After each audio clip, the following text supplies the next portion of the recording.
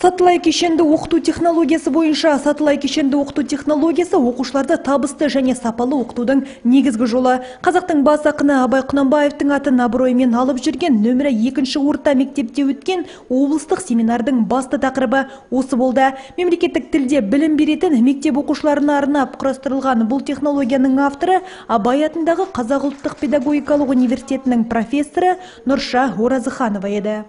Бұның енді негізін қалаған біздің алаш арыстары Ахмет Байтұрсынов, Жүсіпбек Аймауытов, Мағжан Жұмабаев, Телжан Шонанов, тағы басқа сол алаш арыстарының білім беру жүйесіндегі педагогикалық, әдістемелік, психологиялық еңбектерін негізге ала отырып, бүгінгі жаңартылған бағдарламаға сәйкестендіріп жасалған технология.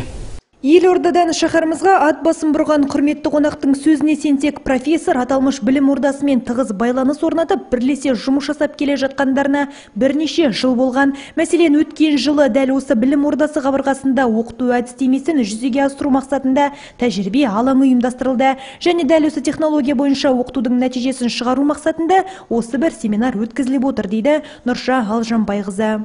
Бұл технологияны 2014 жылы қазақ тілі мен әдебиеті пәндері бастаған болатын.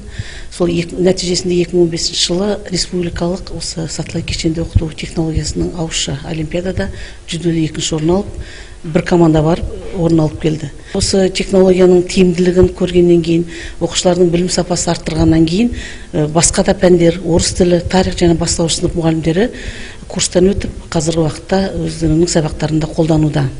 Өткен жылдың ақпан айында 2-ші мектептің ұлағатты ұстаздары Астана қаласындағы семинарға қатысып келген болатын, және көп ұзамай ұстаздар еңбегі ақталды. Себебі дәл осы 2017 жылы 2-ші мектептің алғыр оқушылары өз қабілеттері мен дарындарын тарих, қазақ тілі және орыс тілі пәндерінен авторлық технология бойынша өткізілген ауызша олимпиадада дәлелдеп, бас жүлде мен 1-ші орынды қанжығаларына байлап қайтты. Осы алаңның мақсаты, алдын айтып өттім, орыс тілі, тарих, бастауыш пәндер енгізді деп, енді география, биология және ағылшын тілдерін енгізу, және біз осы семинарда 3 тілді көрсетеміз.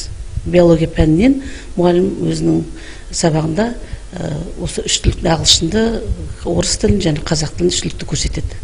Айта кетуіміз қажет, бұған дейін аталған семинарға білім ошағының бастауыш және жоғары сыныптарының оқушылары да қатысып, ашық сабаққа куә болатындары жоспарланған еді. Алайда қолайсыз ауа райы салдарынан сабақтың тоқтатылуы себебінен жұмыс жоспарына өзгерістер енгізілген. Осылайша семинар жұмысына қатысып, бірталай құнды әрі мазмұнды ақпаратқа қаныққан тұлғалардың саны 30-дан асты. Дария Досмағамбетова, Рисабек Шакупов, арнайы жаңалықтар үшін.